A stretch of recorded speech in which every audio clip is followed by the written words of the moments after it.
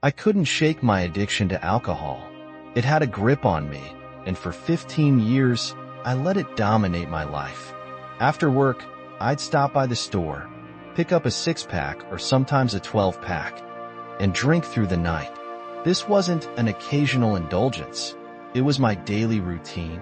I was killing myself, slowly but surely. My body was deteriorating before my eyes. Literally, my eyes turned yellow. My skin bruised at the lightest touch, and I felt my strength fading. Deep inside, I knew I was dying, but I couldn't stop. I remember crying out to God during those lonely moments. I'd pray, "I can't do this anymore, God. Please, help me. If you won't, who will? I've put all my trust in you, but I don't hear anything." Still, nothing changed. I kept drinking, spiraling deeper into darkness.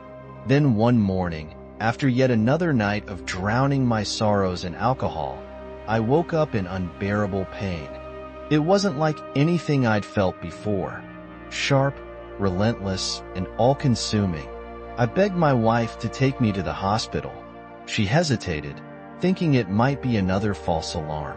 After all, she'd seen me break bones and push through fights without ever showing this kind of fear. But I insisted, and she finally agreed. At the hospital, they ran tests and told me my gallbladder was severely damaged and affecting my liver. They said it needed to be removed immediately. I felt relieved at first, thinking the surgery would fix me. They prepared me for the procedure, but little did I know I wouldn't wake up as expected. Instead, I slipped into a coma that lasted for weeks, a state that took me into another realm entirely. While my family waited anxiously at my bedside, I was experiencing something beyond this world.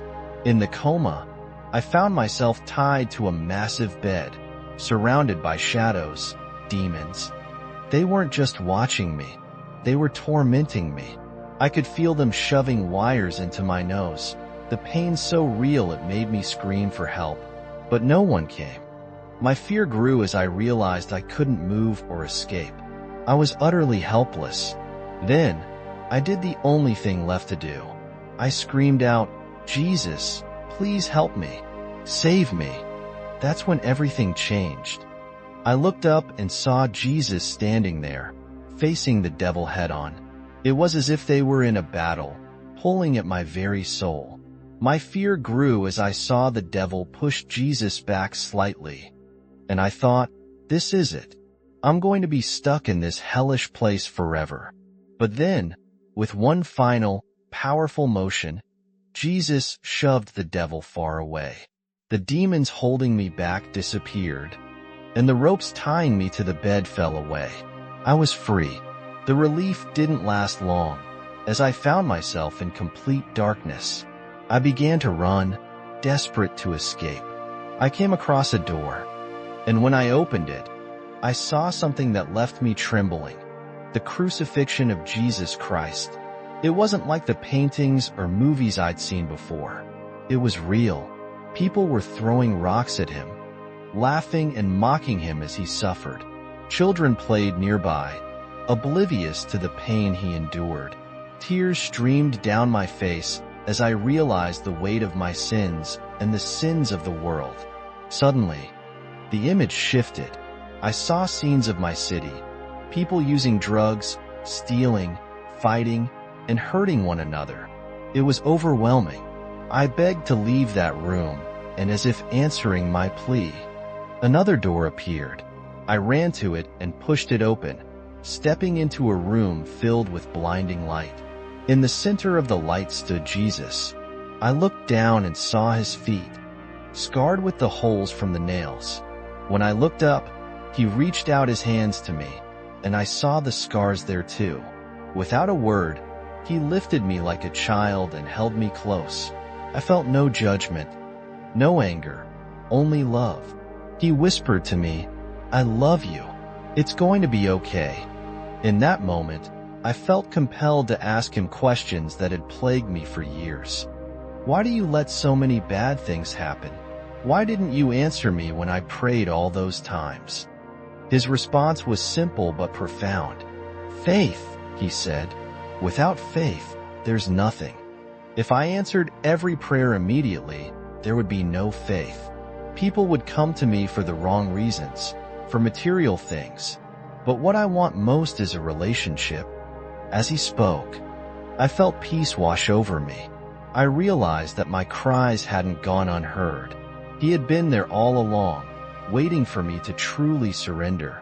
When I woke up from the coma, I found myself surrounded by worried doctors and nurses. They explained that my liver was failing and that I had only months to live unless I received a transplant. Making it onto the transplant list was nearly impossible for someone like me, an alcoholic. But against all odds, I was approved. It felt like a miracle. Over the following weeks, there were several moments of hope and heartbreak. A potential donor was found, a young man who had overdosed, but he miraculously survived. I was devastated but also grateful for his second chance at life. I prepared myself for death, accepting it as my fate. Then, another call came. This time, the donor was a 46-year-old woman who had passed away in Boston. Her liver was a perfect match. My surgeon rushed to retrieve the organ, and I underwent a 12-hour transplant surgery.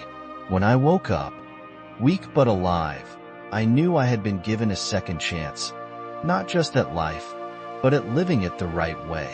Today, I'm sober, and my relationship with God is stronger than ever. I've realized that He uses our lowest points to bring us closer to Him. My scars are a constant reminder of the battle I fought and the grace I received.